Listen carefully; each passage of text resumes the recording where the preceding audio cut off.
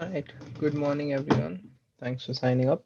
Today, we're going to talk about a really important statistical procedure that allows us to talk about uncertainty quantification, something that we've been a little aloof about so far in the textbook. So, today, we're going to actually see how to quantify uncertainty for the models that we use in practice. All right. Um, I don't think I need to harp on the point about why uncertainty is important.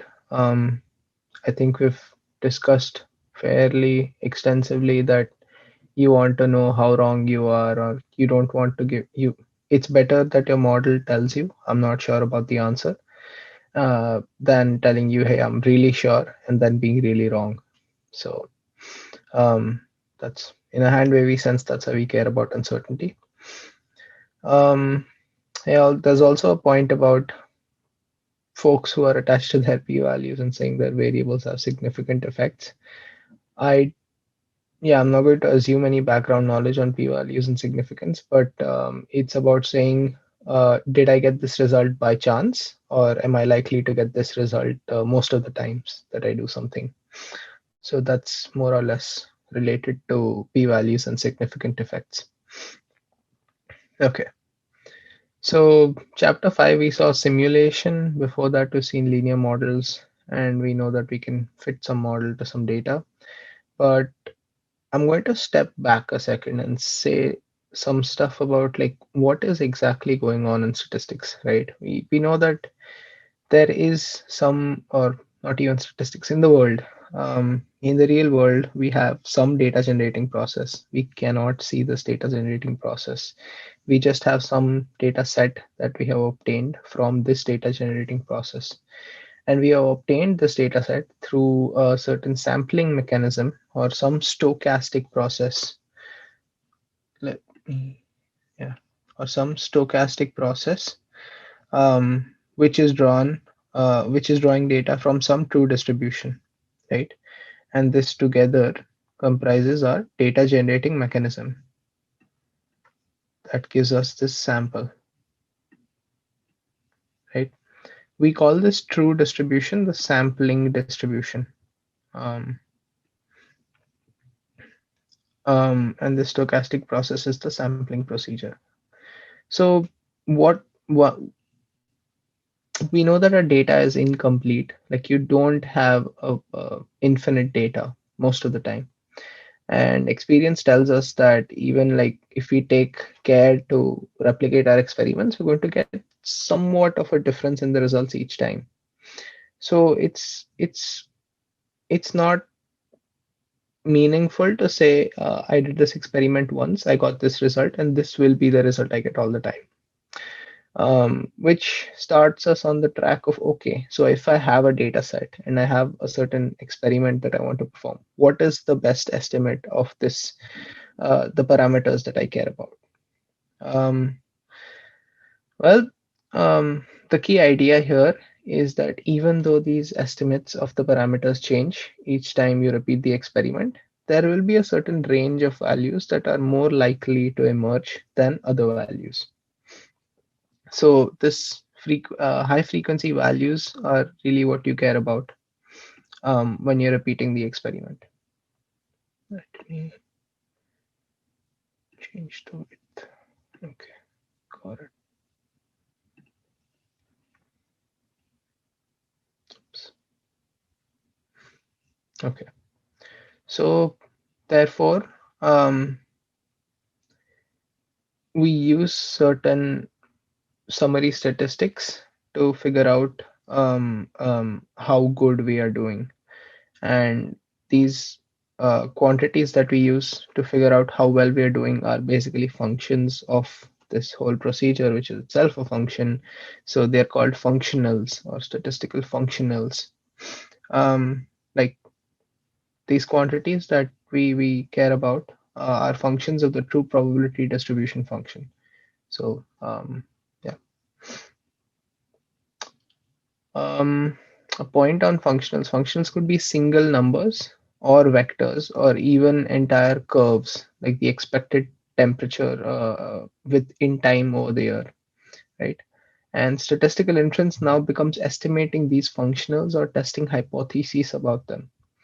And again, like what we're doing is just defining this as my metric, and this metric changes with this true distribution.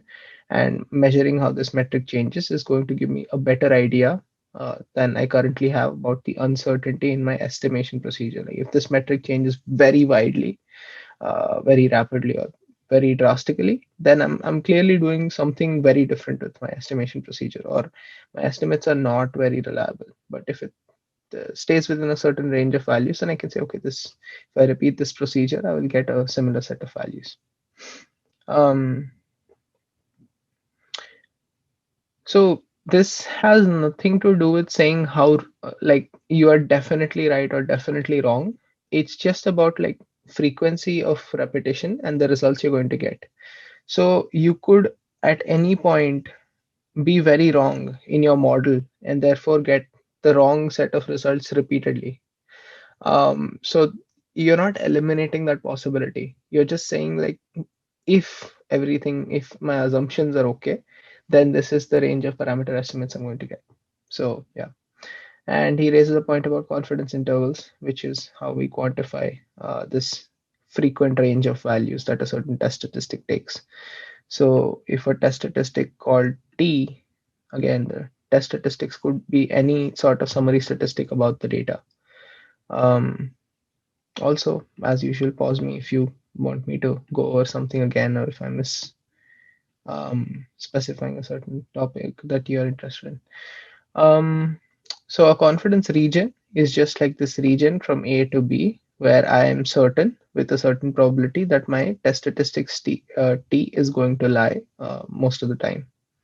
So typically you define this as 1 minus alpha. Um, so this alpha would be 0.05 in this case. Um, yeah. Why we do that, I do not know, but that is how we do it. There's probably some intuition for it that I haven't really figured out yet. But yeah, alpha is called the significance level of this test. Um, anyway, we'll get back to that later.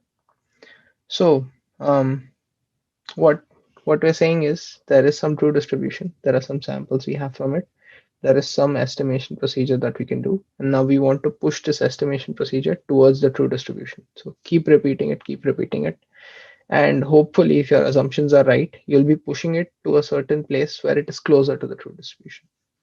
I'm getting some confidence intervals that tell you where your estimate is going to lie most of the times. He raises a point about like how we do statistics, so how the field evolved. So from one end, we limit the kind of estimator we use to those with simple mathematical forms, say linear models, right? And from the other end, we assume that probability distributions in this stochastic model, so this the sampling distribution, is is of a form where we can play around with it. Like the true distribution is some easily constructed distribution that we can actually describe.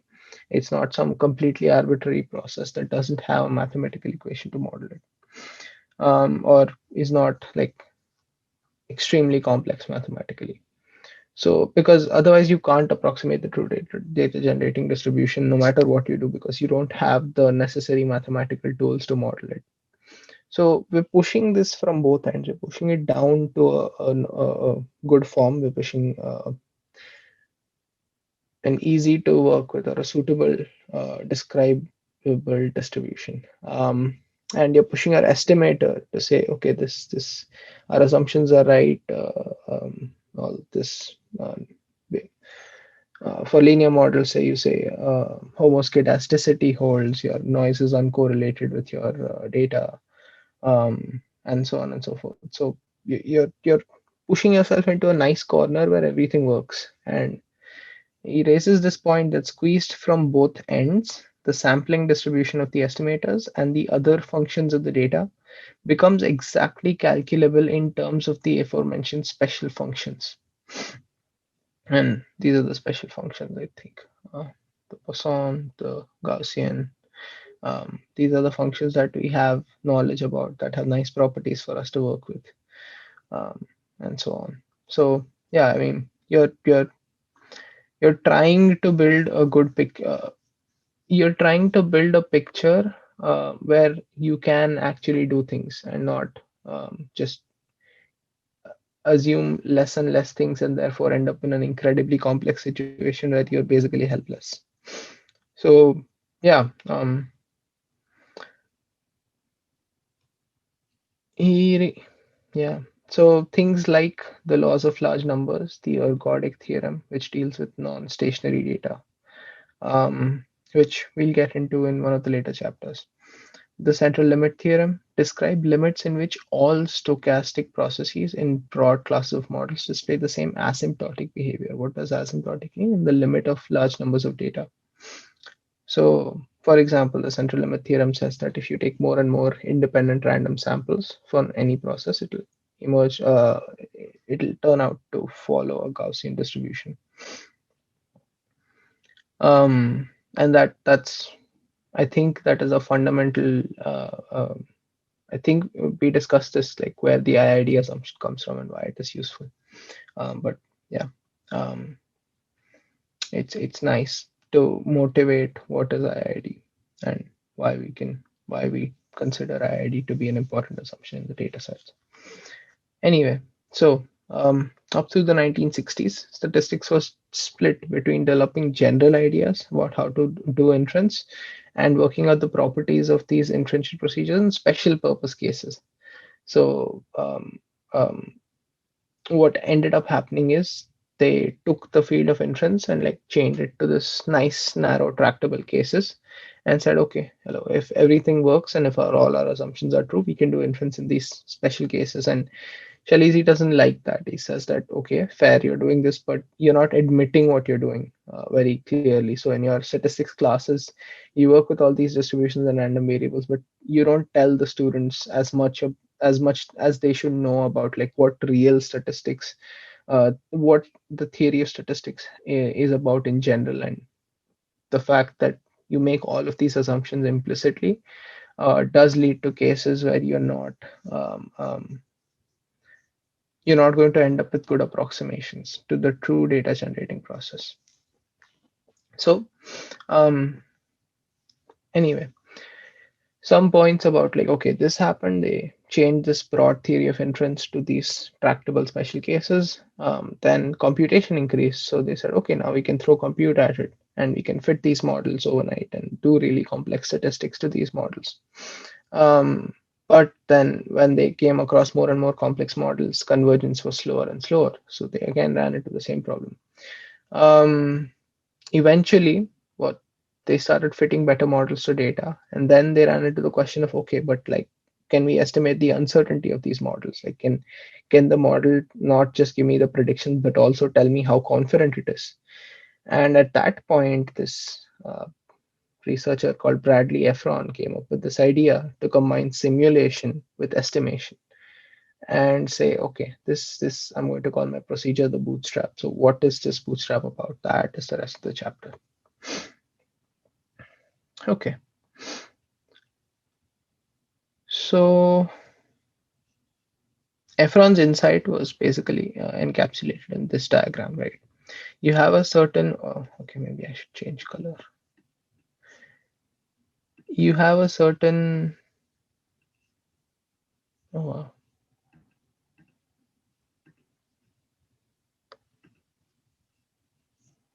Doesn't, oh, you see.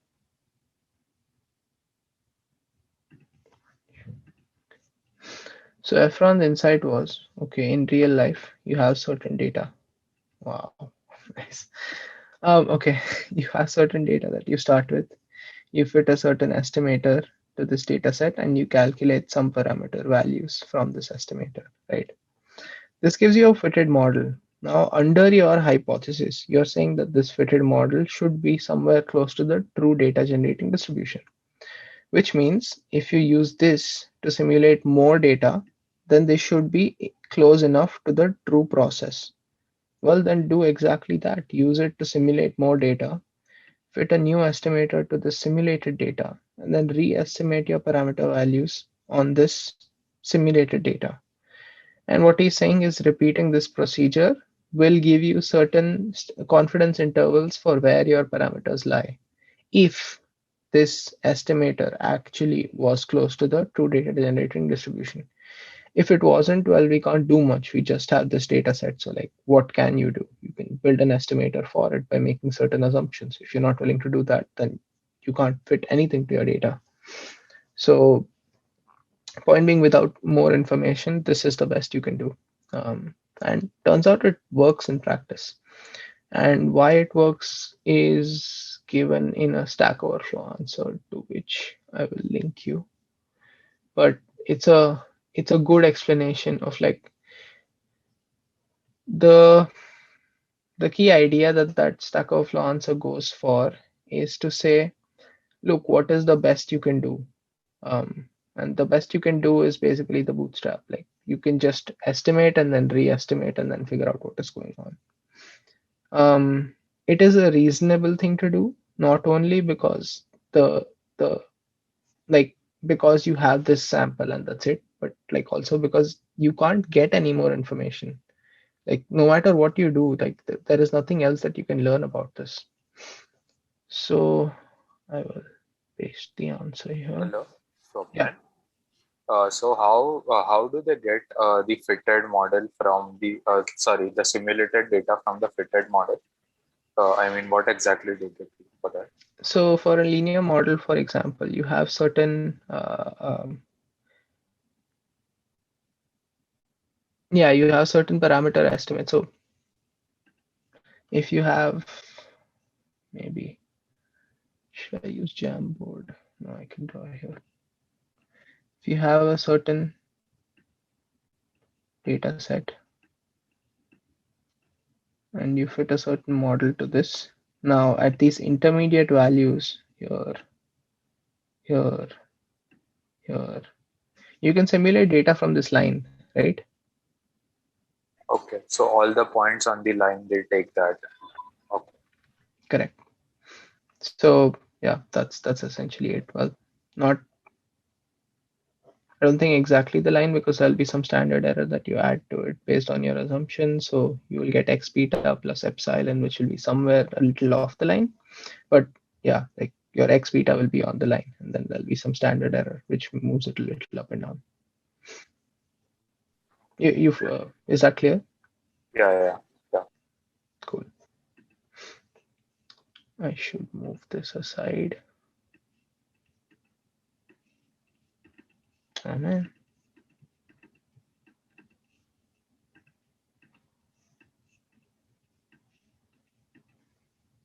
seriously.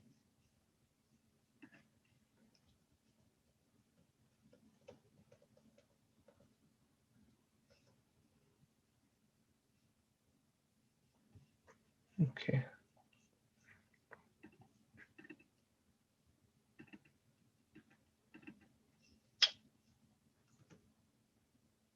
Okay. Cool.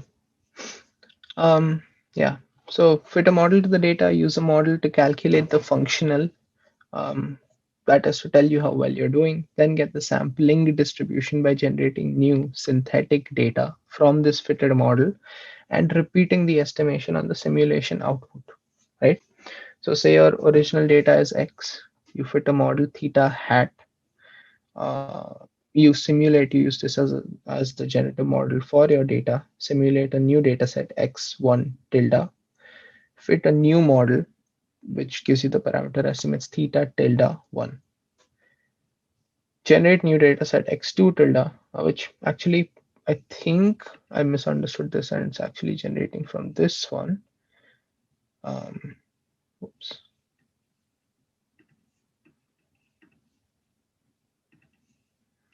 Because in the diagram also, sorry, not in the diagram, but we'll get to the algorithm where he describes that. So I'm pretty sure this is not from here, but rather from there.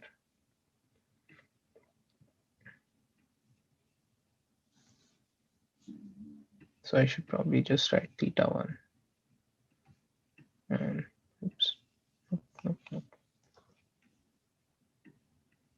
and theta 2. Yeah. Anyway, so that is clearer now. Um, So yeah, that's what he's trying to say. You want to get the uncertainty in the estimate of this by resampling and re-estimating. And this can actually be repeated. So if you want to get the well, no, I'm jumping ahead too far. So let's first look at what all of these terms are. So T is the test statistic for estimating the functional of interest. This is capital T. T hat is the test statistic estimated on the original data set, right? Um, I don't think this, well, I wrote this before, but I don't think this is the best explanation. Larger the test statistic, smaller the p-value. What does larger mean? Like, I think I'm saying something about the size, alpha and beta, but that size and power. Give me a second.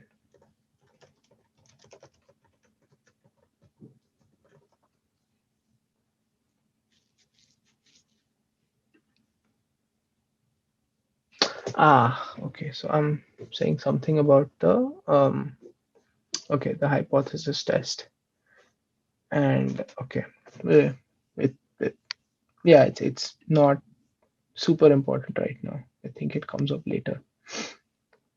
So okay, um, should I jump into p-values right now? I don't think so. Let's first describe what all of this was. Why we are doing this. The motivation was again to get the standard errors of our estimation procedure to figure out how likely these parameter estimates are to lie in a certain range of values. And the more confident we are, the better it is. Um, for obvious reasons. If that's unclear, then stop me and ask me.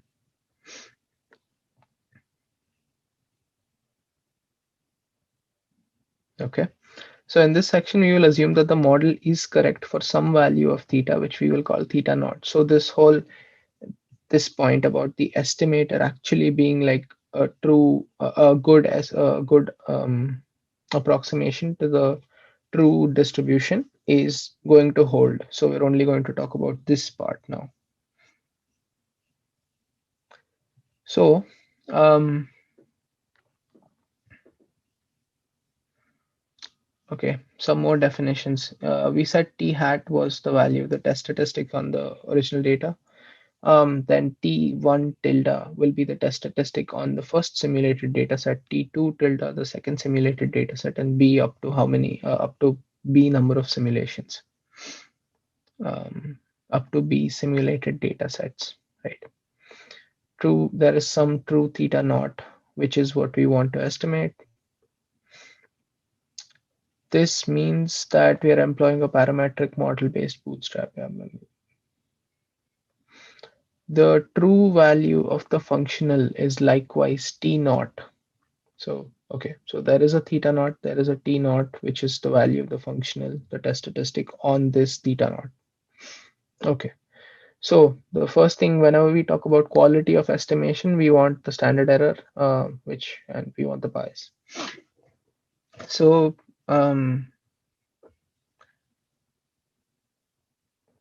the I guess it's fairly straightforward that the variance of t hat, it can be estimated using the variance of t tilde, and the standard error uh, is equal to the standard deviation of t tilde. Huh. Interesting. I guess they're saying, yeah, that's the best we can do. Okay, sorry. Yeah. I mean, the variance of this estimate is what difference occurs when you re-estimate it on the simulated data. Um, Yeah, this assumes, of course, that our model is right and that theta hat is not too far from theta naught. So again, this assumption that we're going from this estimator is actually not too far from some true data generating distribution, which is whatever distribution um, this estimator is for. So he, I like that he keeps repeating that because that's his point, right? And statistics people don't repeat that enough, that okay, that works only because you're making this assumption that your estimator is not too far off. And in real life, your estimator might be too far off, and you're just doing all of this nonsense without actually getting a good estimator in the first place. So, this is an important point. So, what he says is the bias that we get, so the expected value of our estimate on the original data set, t hat of our expected test statistic, minus t naught, which is the true value of the true value of the test statistic on like theta naught. So this difference is approximately equal to this expectation of the re-estimated test statistic on simulated data minus the test statistic on original data. So there is original data, there are multiple simulated data sets, and then there is true data, and there is an estimated test statistic on the true statistic. So this difference is equal to this difference. That's what he's trying to say. Um, and why do we consider this differences? He's saying that is a weaker assumption to make than saying that, okay, the distribution of this sampling, the test statistic on the sampling distribution is equal to the distribution of this estimated sampling statistic. And like that, those kind of assumptions evidently are stronger assumptions to make than just saying the difference, the distribution of the difference will approximately match the distribution of the difference. So yeah, um, yeah, this is a weaker requirement than asking for the estimate and the re-estimates themselves to have similar distributions, or asking for the estimate to be close to the true value. Okay, interesting. In statistical theory, a random variable whose distribution does not depend on the parameters is called a pivot. Metaphor is that it stays in one place, and the parameters turn around it. So a sufficient but not necessary condition for this difference equation to hold is that this is a pivot or approximately pivotal. Okay, cool. Okay, now we get to confidence intervals, and I would strongly encourage you to read separately about this before coming to this. Um, just because like it gets confusing unless you're already familiar with it. Um,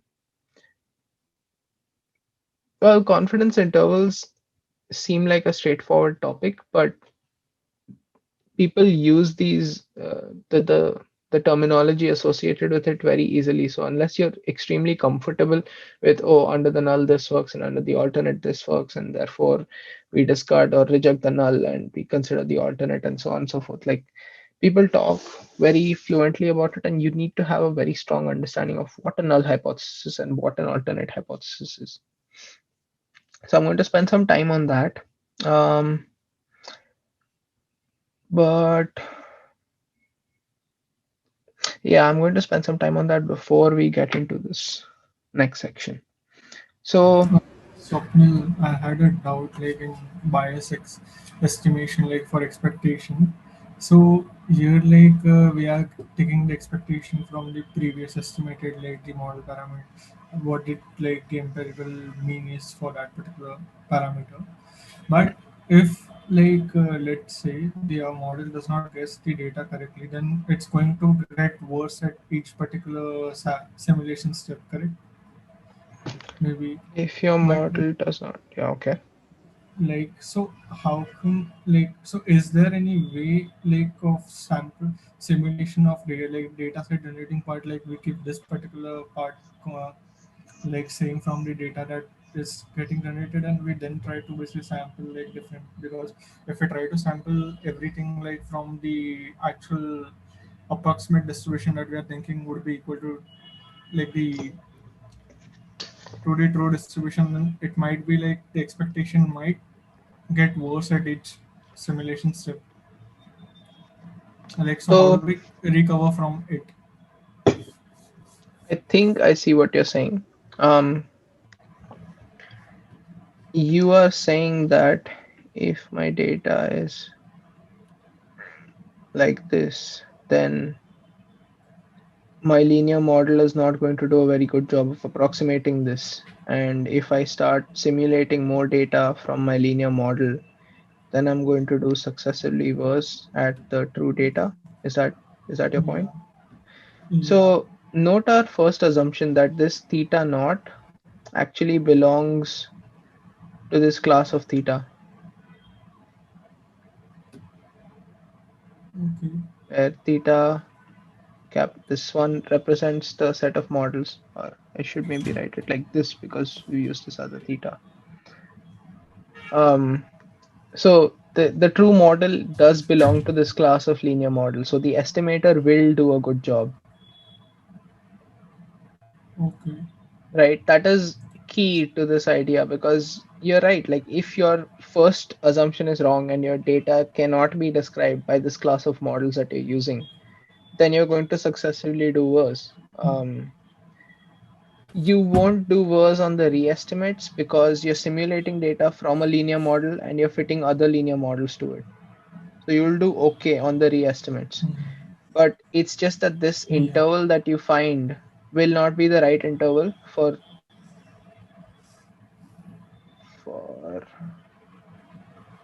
this true model,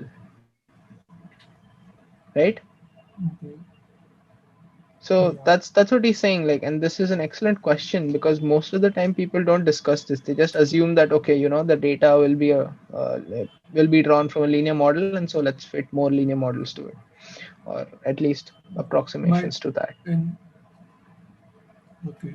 So, but in this case, like if you're like basically using some technique like sampling for generating the simulation data set, where we try to have some part of the actual distribution that we had like when we started, and we then basically along with it sample like the few bit data points from the like the approximated model that we have right now.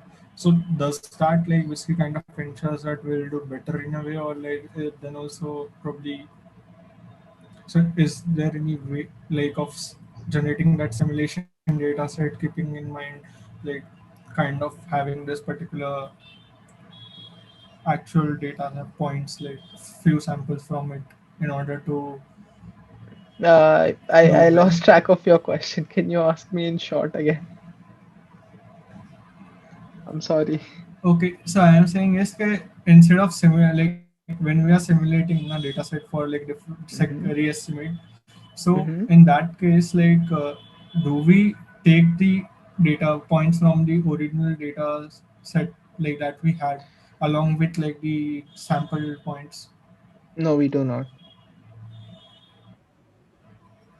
But like if we take that, so can we like ensure basically be in a way assume or like ensure like that we get our model would not get worse in that particular fashion, like if we like sample data like points from the actual data set, like because that would kind of try to push that thing more towards the actual true distribution.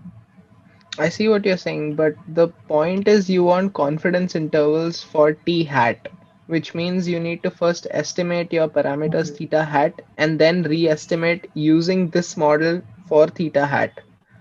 If you use points from your original data set, then you're getting a theta hat 1, not a theta tilde 1, right? Theta tildes have Okay. to do with Mhm. re-estimates of model theta hat. If you're using the original Okay. data set, you're creating a new theta hat, and then you can do re-estimates with that, which is an entirely different thing, but like you're bootstrapping a new data set.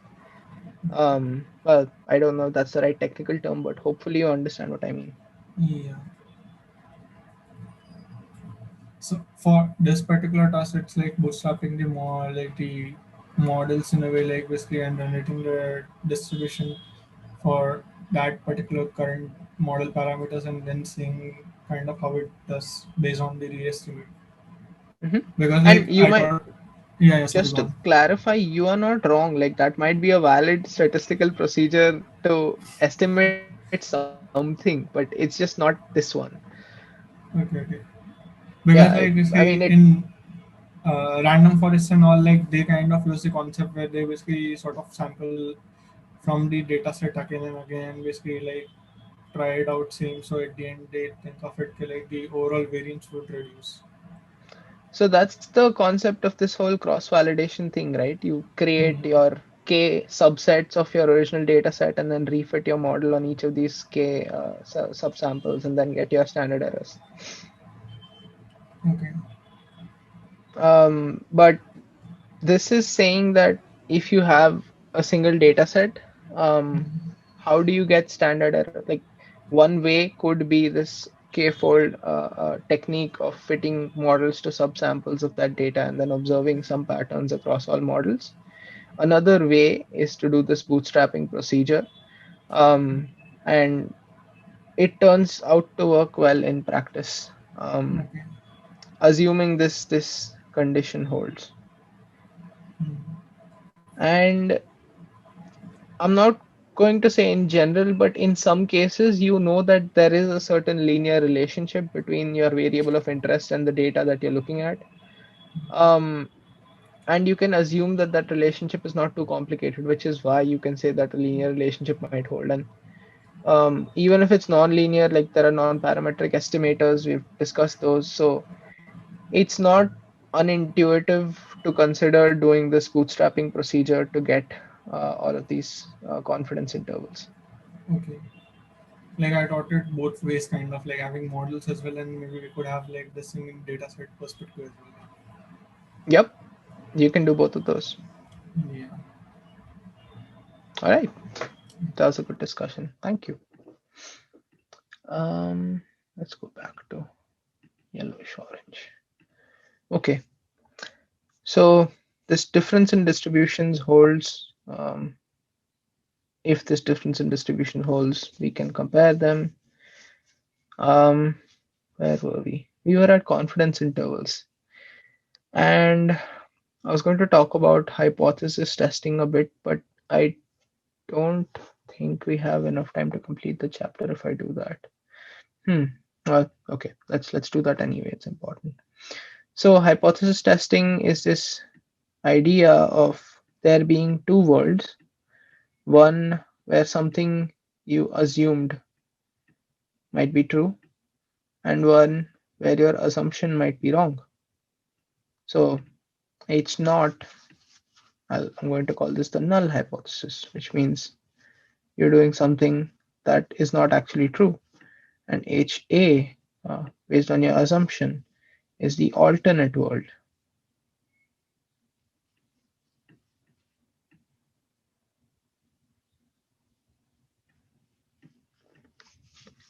So what I'm going to say about,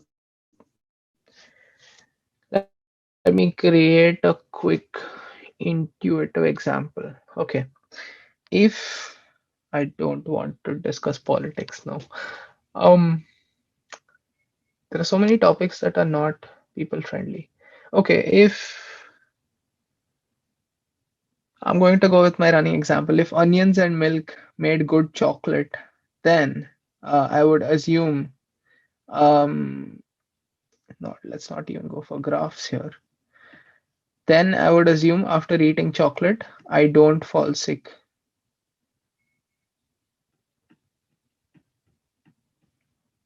Don't fall. Oh man, I really need a Jamboard for this. Sorry, let me stop sharing this and start sharing something else. Stop share. Where is my Jamboard? Man,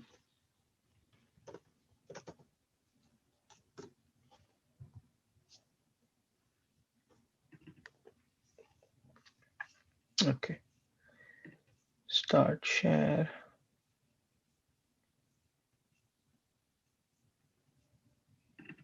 Cool. Hopefully you can see this. If you can't, then interrupt me, please. Now to draw on my Jamboard. Okay. So I said I have an H naught and I have an HA. So this is the alternate. This is the null.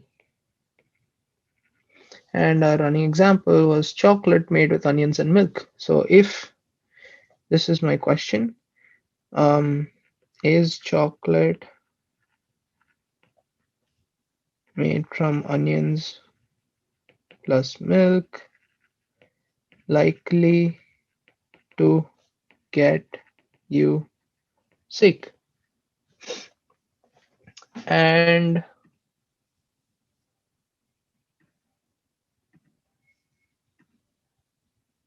okay, and um, there are two possible answers to this: yes or no. I'm going to correlate no with this null hypothesis. That no, this assumption is wrong, and I'm going to say this is my alternate hypothesis. Yes, this assumption is right. Um, so under the null hypothesis, if this is not likely to get you sick, I'm going to now eat chocolate. This is made of onion plus milk. Um, L, I'm going to do this in both worlds. So I'm going to eat chocolate and I'm going to observe the outcome. So if I fall sick,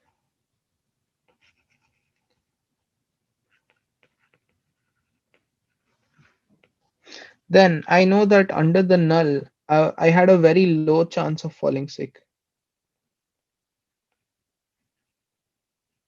What does this mean? Well, I said that in the null world, I am not likely to get sick if I have chocolate made with onions and milk, which means this has a low probability. Whereas if this is not good chocolate, then under this world, high probability of sick. Oh, bad English, but okay. And my observation of this experimental outcome was that I did actually fall sick, which tells me that, okay, I'm probably, this is the true world. So this is the correct hypothesis. And this is exactly how p-values work. Um, Actually, I still haven't described p-values. This is how hypothesis testing works. So you build a certain hypothesis, you create what assumptions are necessary. You create two possible worlds, and in the general case, you can actually have multiple hypotheses. Um, um, and then you test it. You perform this experiment, you observe the outcome, and you see under which world was this outcome the most likely. And according to that, this definition of most likely is given by this significance level that you set. So you now let's get into a bit of math.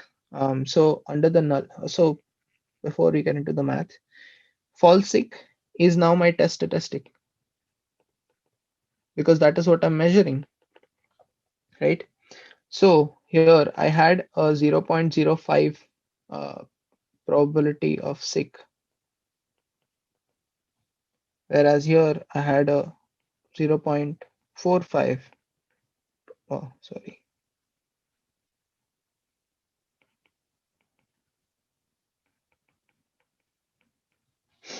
right? Um, by 0.05, I might mean that it was, this is the standard plot you're going to see when you come to hypothesis testing, where this is 0.95 in this area. Well, okay, no, I'm going to leave you with this much. Like, this is hypothesis testing. I'm going to leave the math to you as homework. Read about the math and tell me, like in this case, shoot me a description with a graph if you want to sketch it out or whatever. Like, what exactly is going on and what is this alpha um, that we care about. I'm mainly doing this so that we save time and we move on in the chapter. What is this 0.05 or 0.95 um, 1 minus alpha? You'll come across this significance. You'll come across this term. And how does it correlate with this example I gave you? So to repeat, in case you missed it, we created two possible worlds with two different hypotheses.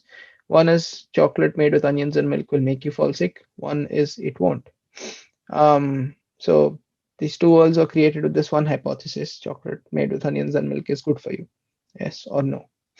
Um, then you perform this experiment, saw this outcome, and you check the probability of that outcome or the value of that test statistic under both worlds. In a certain world, it had a very low probability. In the certain other world, it had a very high probability of falling beyond a certain value. And um, that told you that one world was more likely than the other. This is the hand wavy explanation of hypothesis testing. There is a certain mathematical background to it that I'm not going to get into because I have 10 minutes to complete the chapter. Okay, let's get back to where'd you go? Okay, let's paste that. Cool. So the algorithm, this is not, I wouldn't say this is very important. So you can skip over this math, but um, yeah, I didn't see there being a really important value for that.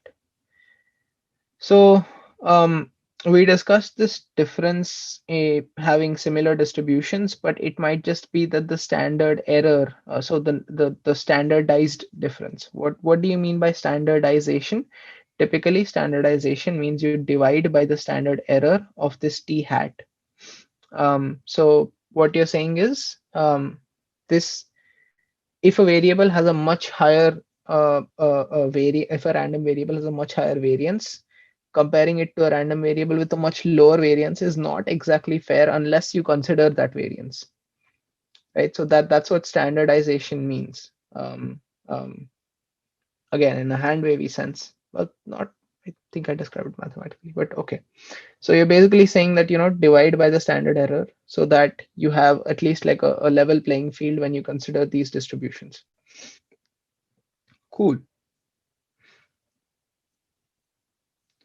Finally, we get to the bootstrapping algorithm. And here he actually describes a second level of bootstrapping to get this standard error of t tilde. So remember here we said for standardized quantities, you need the standard error of t tilde. So there was t naught, there was t hat, and there was t tilde. To get the standard error of t hat, we need to get multiple t tildes. So to get the standard error of t tilde, we need to do multiple resamplings of each t tilde to get the standard error. Okay, so that's yeah. Resampling, re-estimation is basically resampling and estimating. Simulation and estimating, either way. So that's what he describes. So for the step one, fit the model with theta hat, the data set X, find your t hat, then B1 times generate a new data set from theta hat. So which is what I said, each time you generate a data set from the original theta hat. Yeah, that's where I erased that and redrew the arrows. Then estimate theta tilde for each of those B1s. And then for each theta tilde, you regenerate a data set and re-estimate a certain the test statistic. So all that you care about here is how the test statistic varies each time. And finally, you calculate the standard deviation of this theta tilde. Then you calculate the standard deviation of this t hat. Oh, sorry, t tilde. No, standard deviation of theta tilde. Well, standard deviation of t, yeah, t tilde, not theta tilde. Yeah, t tilde. Okay. And set the respective standard errors as those values. And finally, plug that into this equation, which gives you these intervals for the standard error. It's not super intuitive from the math, but don't get bothered by it. Like this is just go back to that original diagram of what is going on and this should tell you all you need to know. Um, but definitely read up on hypothesis testing and confidence intervals, because that is a super important part. Like that is the entire reason why we're doing bootstrapping. So he gives us a nice example of bootstrapping. And in case should yeah, in case you weren't aware of the wealth inequality, the wealth inequality was like a, a very small proportion of people own a majority of the wealth. So like the reason this Pareto or power law distribution came in was because wealth was distributed in like this manner, like very small number of people have very high wealth and the rest have very low wealth. So this area under the curve implies wealth, right? Because y-axis is amount of money, x-axis is number of people.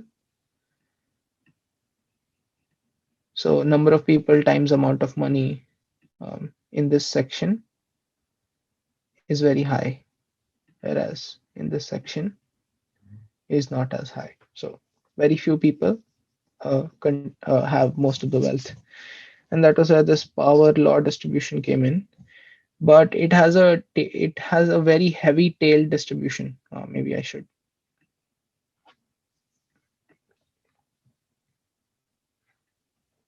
Yeah, so it doesn't diminish very easily. So maybe I was wrong about this area under the curve being very high here. Well, that's something to say about the total area. Okay, never mind. Yeah, area under the curve is very high here for sure because it goes asymptotically. Um, anyway, yeah, which also holds true. Like people, billionaires have a lot of money compared to the rest of the world. Cool. Anyway, that was just like a motivating example for this distribution. Um, um, the Pareto is highly right skewed with the mean being much larger than the median. Cool. None of that is important right now. Um,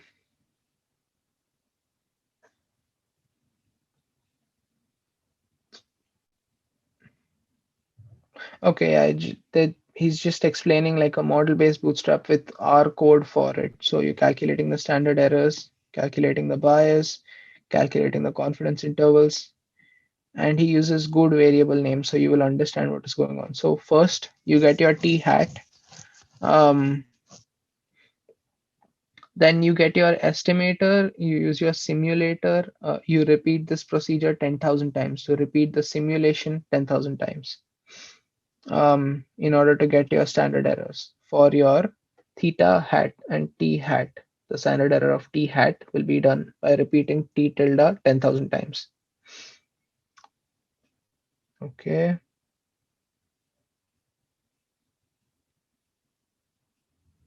And I don't think this result is noteworthy in the sense you're fitting your a certain distribution to your data. Is that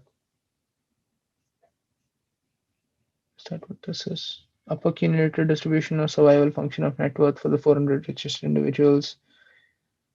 The solid line shows the fraction whose net worth equaled or exceeded a given value. The dashed line is a maximum likelihood estimate taking x naught is equal to whatever. This threshold was picked using the method. Since there are 302 individuals, the Pareto has to be reduced by a factor of 302 by 400. I'm not sure what this means. Oh man, this is a heavy topic in itself. The Kolmogorov-Smirnov test or two-sample test and all of that is. I think you're going to have to read that on your own because we are at time. So he gives us an example, and that's it.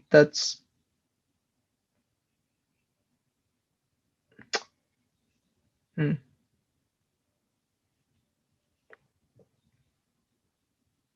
Yeah, I think this is just all about the example of this Pareto distribution and the test statistic. So, okay, so you want to define, there are different ways of picking a test statistic, and there are certain properties of test statistics that are useful in certain cases. So I don't have enough time to say more about the KS test, and I also don't have enough background in, like, I haven't prepared that for this session.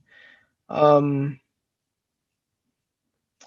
we can, so yeah, we will have separate sessions to discuss um, these things. So you can actually prod me to explain this KS test and all of that in these separate sessions. We will have to just review topics. So okay, I'll leave that for there, and I will actually say something about this because this is important. The kinds of errors that we make during bootstrapping. Okay, very quickly.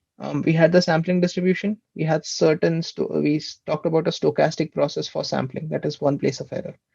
Anything where any step where something stochastic happens, you can obtain standard error estimates by standard error estimates by repeating that stochastic thing multiple times and seeing what difference you get in the parameter estimates. So step one, sampling, which is simulation error using finitely many replications to stand for the full sampling distribution. Second, statistical error. So this goes from your estimator and the assumptions you make to make it resemble the true distribution. So theta naught belonging to the true class of models. That is one very strong assumption that we made. So that's statistical error. And third, the specification error where data source doesn't follow our model at all. Isn't that the theta naught? That is the theta naught. So then what is statistical error? Oh, whoops. Statistical error is the bootstrap, sorry, is the reason. So T tilde to T hat is statistical error. T hat to T naught is specification error. And the actual original getting the data set, which is getting sampling X from this true distribution fx, is our simulation error. Yeah, I think that makes sense. Oh, I've written that on the side. T hat to T naught, T tilde to T hat. Those are two errors, and then there is the third one, which is the fx sem using a set of x to replicate fx, which is your simulation error. Cool. Hmm.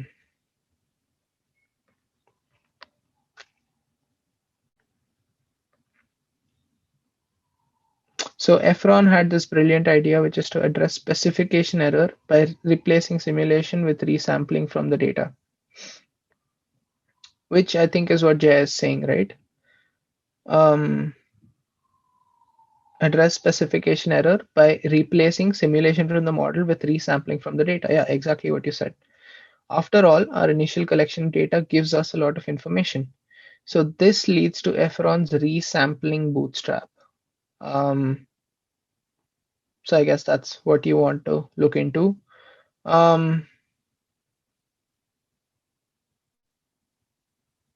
Treats the original dataset as a complete population and draws a new simulated sample from it, picking each observation with equal probability and then rerunning the estimation. So yeah, the key is here you are allowing replacement, right? So resampling from a population with replacement. Exactly what we discussed. Resampling Bootstrap should remind you of k-fold cross-validation. The analog of leave one out CV is a procedure called the jackknife, where we repeat it on n-1 data points. Anyway, so another version is the smoothed bootstrap, where we resample the data points and then perturb each by a small amount of noise, generally Gaussian. So sample each data point, the black ones, and then perturb it a little bit so you fit something like the blue dashed line. So the light blue is the perturb point. Anyway, the point is different versions of the bootstrap exist. So now uh, instead of simulating from your estimator, you are resampling your data from your original data set. This is fine.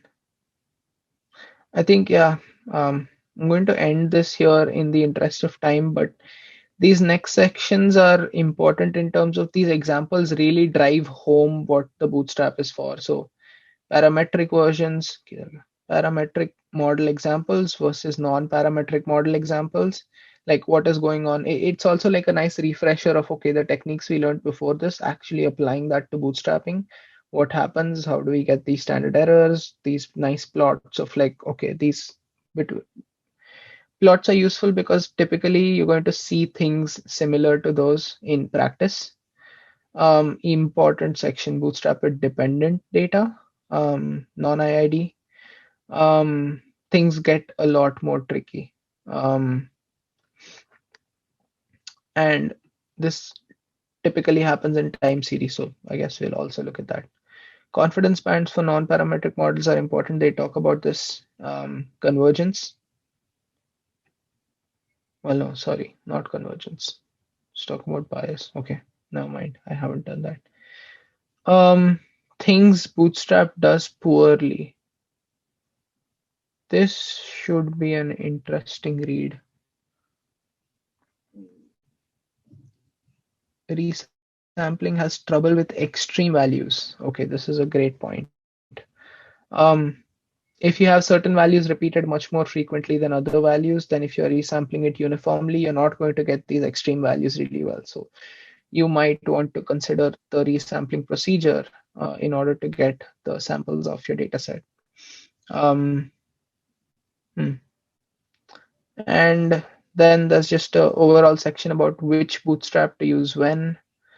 So we discussed at least two different techniques. The model-based bootstrap, then we discussed resampling the residuals, so this perturbation, and then resampling whole data points, so like subsamples of the data set that Jay described. Um, okay, that's the end of the chapter. I'm really sorry, that last part was really fast. But like I said, you can push me to create a separate discussion on this section when we have these review lectures after Fennel's review. Okay, questions?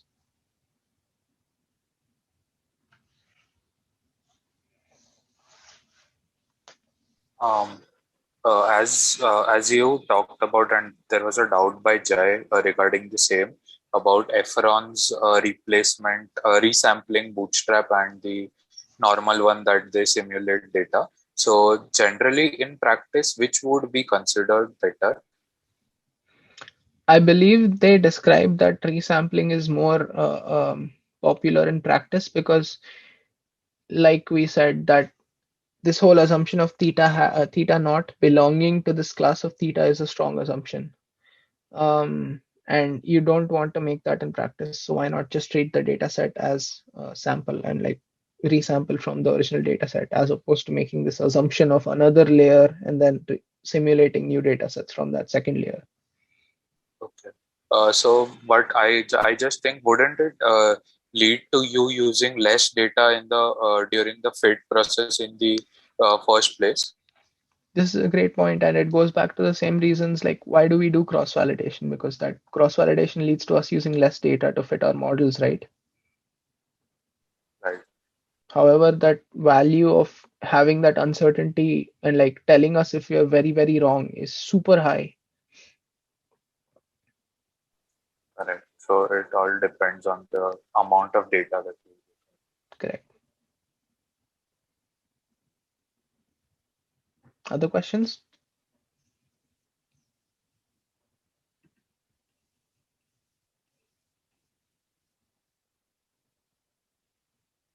Okay. So like this was like in perturbation, we are adding sort of a small amount of noise here. Like so in this case, like are we sort of first like we're sampling some data points and then adding noise, or like basically whatever the curve is, we are adding noise to the. What I mean is like Does it matter? You're going to sample some data points and those are going to have noise, right? means Like those like are going to if have noise added to it. Yeah, sorry. like if we have sort of some, let's say, distribution like a curve like we got from this particular data points in Mm-hmm. like the model parameter estimation, and then we are sampling some data points out of it sort of, Mm-hmm. and basically we add sort of noise. So then might like not change the structure a bit, like in terms of like if we have like all the points, then it is going to remain in a way consist, may not be consistent, but yeah, I'm not sure about this, like if I. So the assumption that we made was firstly your original data will also be noisy, which motivates Hmm. like why we should have this slight perturbation. That okay, overall that will give us a better confidence interval than we would have, or a less biased confidence interval at any rate, by increasing this variance. Um, I haven't read extensively into the perturbation-based methods, but intuitively you can think of it as you have incomplete data. You have low data to describe a process as it is. You have some sampling errors. Your true model might not actually be similar to the estimator that you might not actually belong to the class of estimators that you're using. And so all of this already has errors in it. So adding that little bit of noise is not going to make a huge difference to your estimation. In fact, it bears the potential to improve your estimation by a little bit. So, Yeah. Eventually, mean is zero for that noise. So yeah, mhm. expectation. Okay. I think yeah, that's it.